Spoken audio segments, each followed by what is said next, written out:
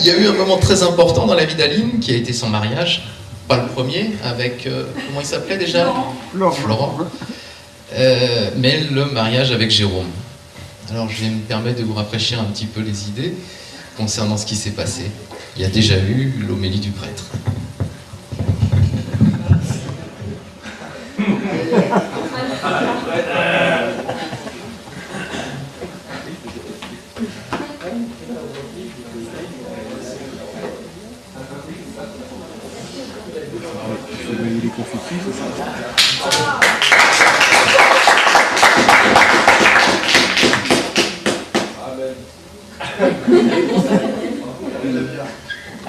Et je vous déclare mari et femme. Vous pouvez embrasser la mariée.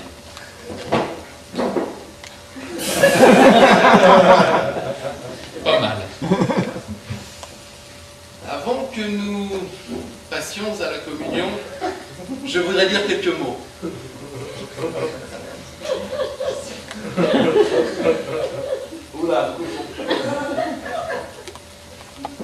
Il arrive souvent que de jeunes demoiselles en espérance de mariage viennent me voir et me posent cette question: mon père, quelle est l'attitude de l'Église vis-à-vis de la fellation?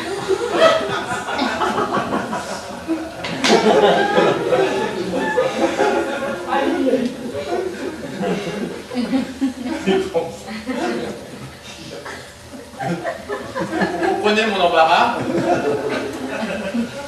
Et j'ai pris l'habitude de leur répondre avec une anecdote.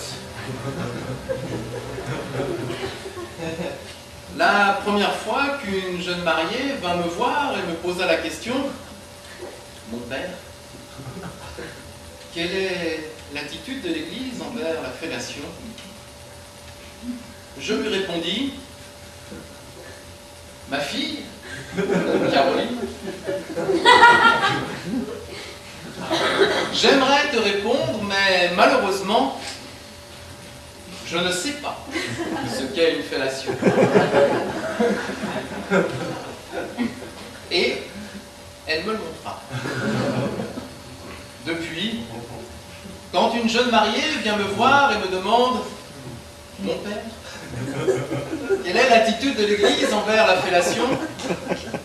Je lui réponds: ma fille, j'aimerais te répondre, mais je ne sais pas. Vous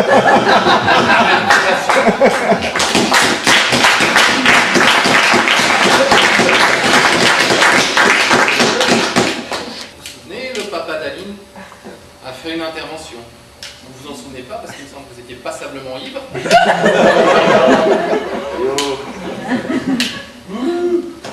Et ça a donné quelque chose comme ceci. Regarde bien dans quel état t'es.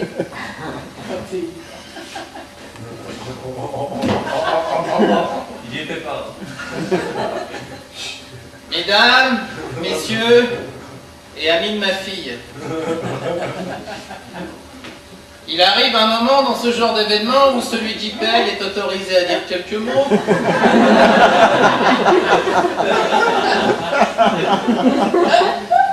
Je vais donc profiter de l'occasion. Ma fille n'aurait pas pu trouver un mari plus intelligent, beau, attentionné, doux, et ne le nions pas, viril, que Gérard. Alors pourquoi diable a-t-elle voulu épouser Jérôme?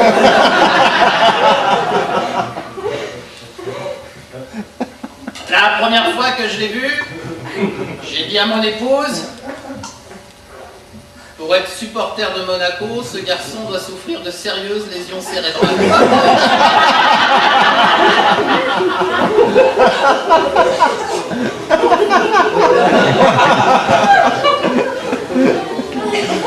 Par conséquent, je vous propose de le levez votre verre au traiteur, qui lui, jusqu'ici, a été parfaitement impeccable.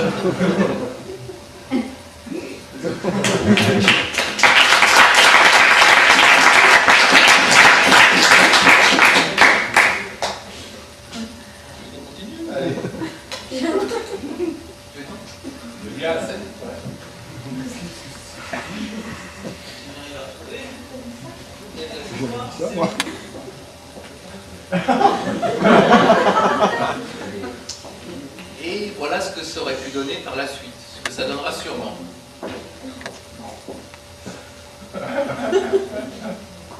Comme les plus perspicaces d'entre vous l'ont peut-être remarqué, vous êtes ici en enfer. Et vous êtes ici pour l'éternité. Ça va faire long. Je me présente, je m'appelle Lucifer, mais vous pouvez m'appeler Lulu. On va faire ça relativement informel, autant qu'infernal, mais ça, je suppose que c'est un petit peu l'idée. Avant que nous continuions, je vais devoir vous séparer en plusieurs groupes. Arrêtez de crier, s'il vous plaît. Tout d'abord, les assassins. Les assassins, ici, merci. Les voleurs, les margoulins, les escrocs, ici, s'il vous plaît. Les avocats, avec eux. Merci. Les fornicateurs. Où sont les fornicateurs? Un pas en avant, s'il vous plaît. Oh mon Dieu, tant que ça.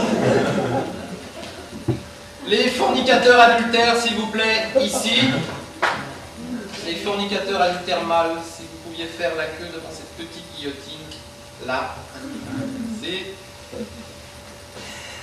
les maris des blondes à forte poitrine. Là. Et oui, c'est à l'usage des nourrissons, vous auriez pu le savoir. Les blondes à forte poitrine sont... Eh oui. Il suffisait de simuler la migraine.